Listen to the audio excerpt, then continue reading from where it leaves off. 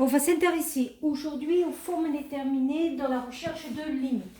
Je prends par exemple la fonction f de x qui est égale à 2x cube moins 3x carré plus x plus 1.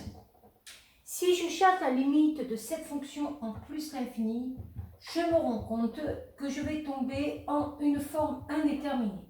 Pourquoi? Parce que la limite de 2x cube en plus l'infini, c'est plus l'infini. Et la limite de moins 3x carré en plus l'infini, c'est moins l'infini. Or, plus l'infini moins l'infini ne se simplifie pas. La méthode va être toujours la même. Ça va être de factoriser par une expression de plus haut degré. Ici, l'expression de plus haut degré, c'est le x cube. Donc, je vais l'écrire sous la forme x cube facteur 2.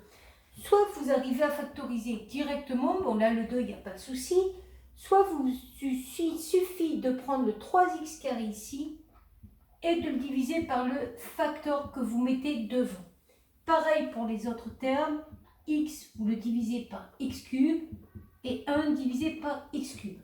Bien sûr, il ne faut pas rester comme ça puisque là vous aurez toujours des formes indéterminées, c'est-à-dire des infinis sur infinis.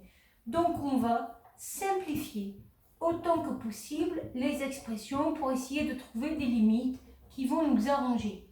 X carré sur x cube, ça se simplifie.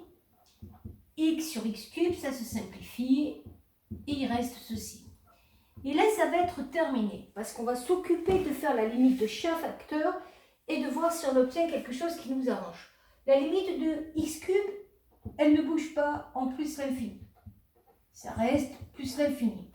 La limite du deuxième facteur, c'est-à-dire 2 moins 3 sur x plus 1 sur x carré plus 1 sur x cube. Si on regarde bien, 2 par limite reste 2. 3 divisé par un nombre très grand va faire 0 au passage à la limite. Ce terme-là va faire 0, ce terme-là va faire 0. Donc, vous avez le deuxième facteur qui tend vers 0. Là, vous avez donc un produit. Donc, pas produit des limites. On va donc dire que la limite de f de x, lorsque x tend vers plus l'infini, est égale à plus l'infini fois 2, c'est-à-dire plus l'infini. Donc, si vous aviez eu moins 2 ici, ça aurait donné moins l'infini dans la limite. Ça, c'est pour une somme, c'est-à-dire un polynôme. On va avoir le même type de raisonnement lorsque vous allez avoir une écriture fractionnaire. Donc, je donne un exemple. Si je prends maintenant la fonction g de x, qui est égale à x cube moins x sur x carré plus x, et que je cherche, donc là on va mettre x différent de 0 et x différent de moins 1, c'est juste parce qu'il y a des valeurs qui annulent le dénominateur. Je vais m'intéresser à la limite de g de x lorsque x tend vers plus l'infini. Alors, qu'est-ce qui va se passer ici lorsque j'essaye de faire les limites directement? La limite au numérateur, je me rends compte que j'ai déjà une forme indéterminée. Mettons que j'enlève la détermination et que je trouve plus l'infini au dénominateur. Au dénominateur, je trouve encore plus l'infini. Or, infini sur infini, c'est une forme indéterminée. Donc, je vais faire exactement la même méthode. Je vais lever l'indétermination en factorisant par le terme de plus haut degré d'abord au numérateur, puis au dénominateur.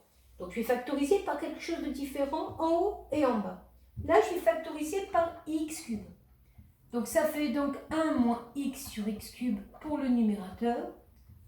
Et là, je vais factoriser par x carré, 1 plus x sur x carré au dénominateur. Je pense bien à simplifier. Là, vous voyez que l'avantage d'avoir ces facteurs, c'est qu'on pourra les simplifier. Il va me rester x fois 1 moins 1 sur x carré, 1 plus 1 sur x. Et là, ça va être fini au niveau des calculs de limite. Pourquoi ? Parce que la limite de x en plus l'infini, il n'y a pas de suspense, ça fait plus l'infini. La limite du premier facteur, limite de 1 moins 1 sur x carré en plus l'infini. Le 1 va rester 1 et 1 sur un infini va faire 0. Donc ça va faire 1. La limite du dénominateur, exactement la même chose. En plus l'infini, il va me rester 1 plus 0, il va faire 1. Concrètement, ça veut dire que ce produit quotient, quand je vais faire les limites, je vais donc avoir plus l'infini fois 1 divisé par 1. En conclusion, ces trois limites vont me permettre de dire que la limite de f de x en plus l'infini est égale à plus l'infini.